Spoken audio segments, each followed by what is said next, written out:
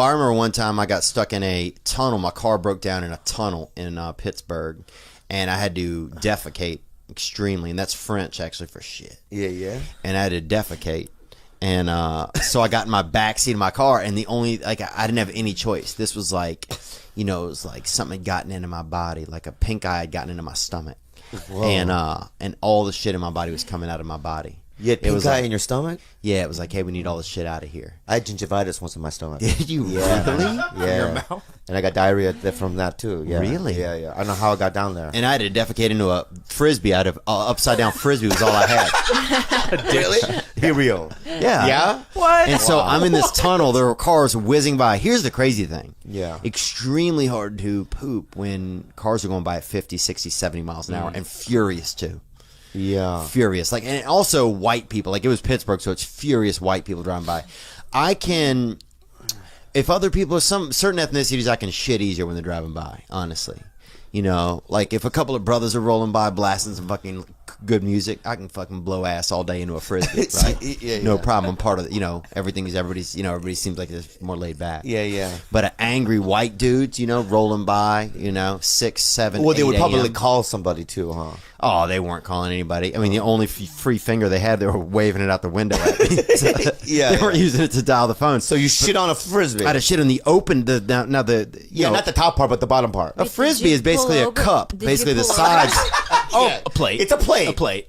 Well, a plate is just a cup. That's Wait. way No. spaced out. Wait, Let me get this Stop. straight. Hang on.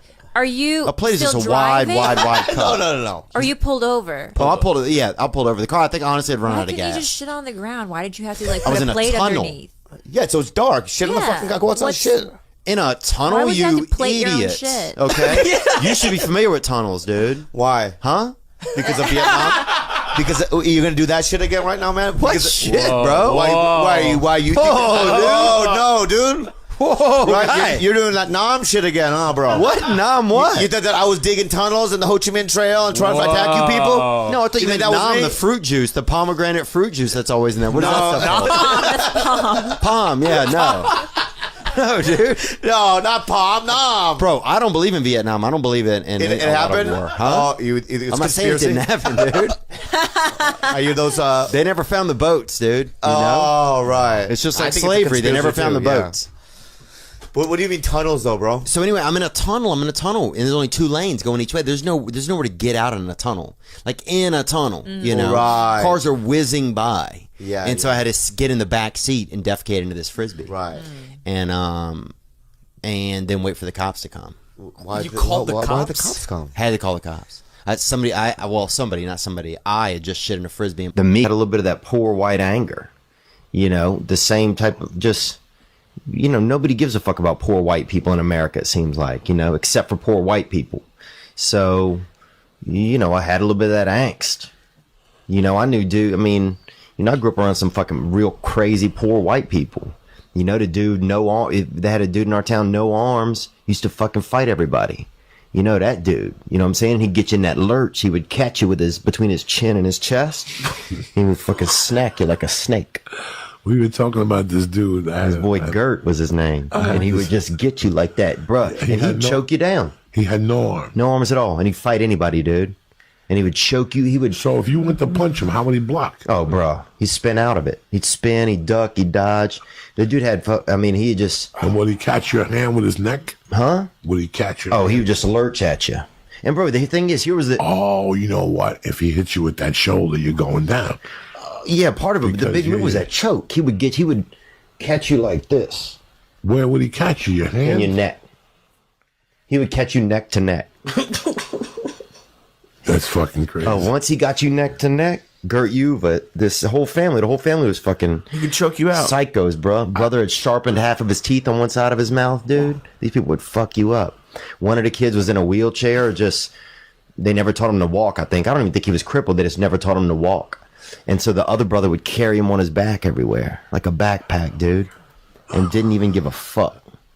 Maybe it's good these people are away from society. An entire family? No shirts, bro. Oh Whole my God. family, zero shirts. No, nobody. Those people don't wear shirts. Not the girl didn't have shirts either. They had one girl in the family. What was her name? Jessica.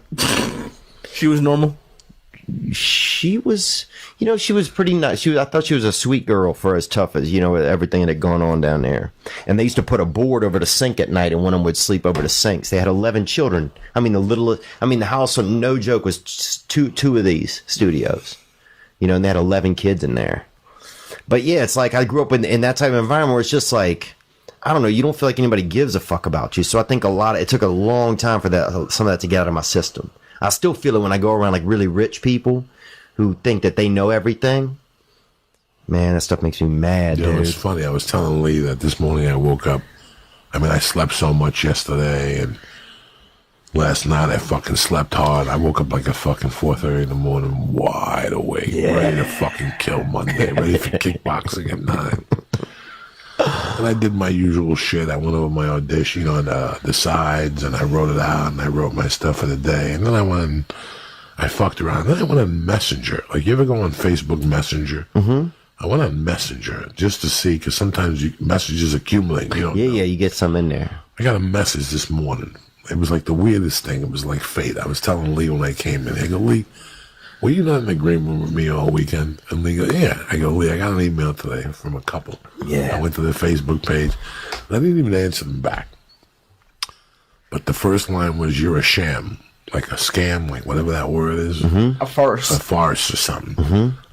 We went to see you Friday night, and we could visibly tell that you were on cocaine. No. Oh my God, they were like drug geniuses. They had to be Rogan people. When I went back to their page, they had 10 pictures of Rogan. They went to see Rogan like at 8 places. They're the ones that always ask Rogan annoying questions on the road. And Rogan will look at them like, are you fucking crazy? There's no better look than when Rogan gives that Rogan look. gives you that look. Are you fucking crazy? They just say stupid shit to Rogan to seem intellectual. And there's 200 people behind you, guy. Chit, let's go. Take a hike. Take the picture and take a fucking hike. Yeah.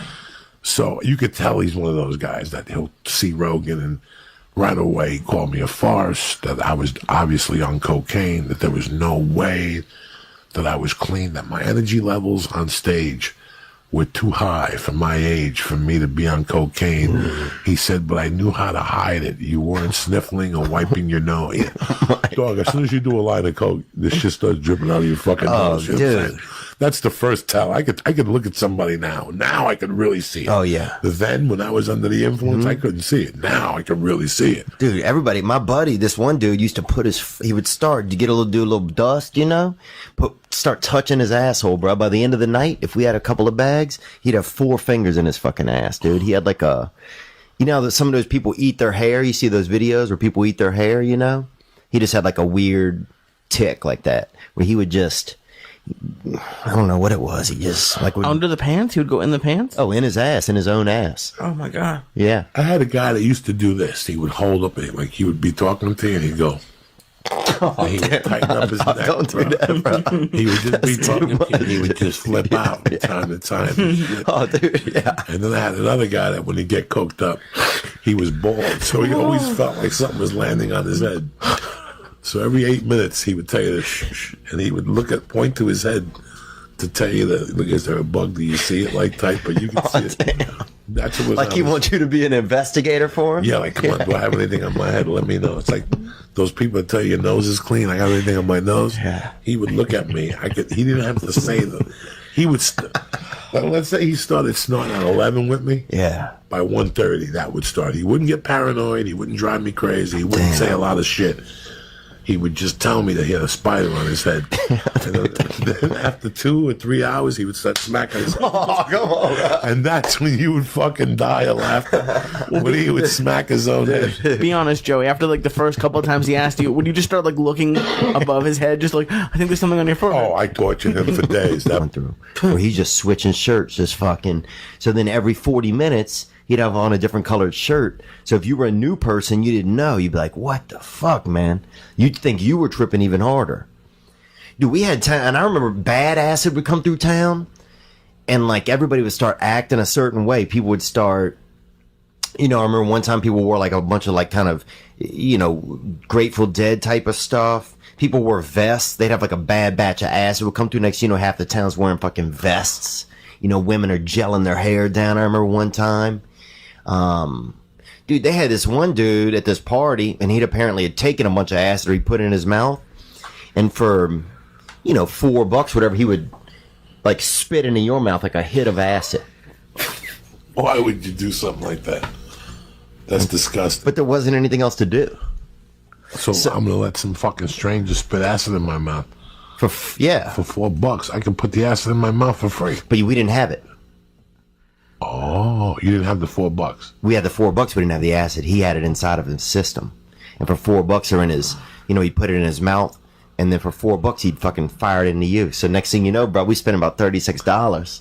We're fired up, dude, at this dude's party. This dude, I'll tell you, this dude, Icy Mike, right? So this dude used to get ice from anywhere. Like, he would get water, and he had like a nice freezer. His family had one of those. You ever go downstairs in like some people's house and they keep meat in like an extra freezer? Like, they don't want you stealing their meat, so they put it in like a special freezer down in the basement. Or the freezer has like a flat top. It has like a door on the top, and you open it like that. And the whole thing's a freezer. There's no refrigerator. You know what I'm talking about? Like a big freezer? Yeah, the old school. Yeah, so these people had, this dude, Icy Mike, would get water from different places, fucking local water, fancy Lake Mead, Lake Pontchartrain, Mississippi River, and freeze it. And then people come over and eat the ice in the summer. We'd go over there and eat ice. He had water from everywhere. He had water from Ireland, France, Lake Powell, you know what I'm saying? So we'd go by Icy Mike's and fucking have a piece of ice. He'd break you off of some fucking chunk of ice, and everybody's sitting having ice from other places, It was kind of... Are you sure it just wasn't? He just didn't write it on the bottle. Like, it was all from his faucet. Oh no, you could taste it was from different places, man. Some of it was brackish. Some of the shit was fucking, Iceland. Some Where of did the Icy Mike get the fucking water from? different places, man. He went himself? Oh, maybe his family went. I think his dad did some kind of traveling work. You thought he brought back gallons of fucking water? Have you lost your goddamn mind? Bro, I'm telling you, there's no other You way. guys got tricked. Nuh-uh, there's no way he could have gotten these flavors in this water. What fucking flavors? That they did this? They did. Remember?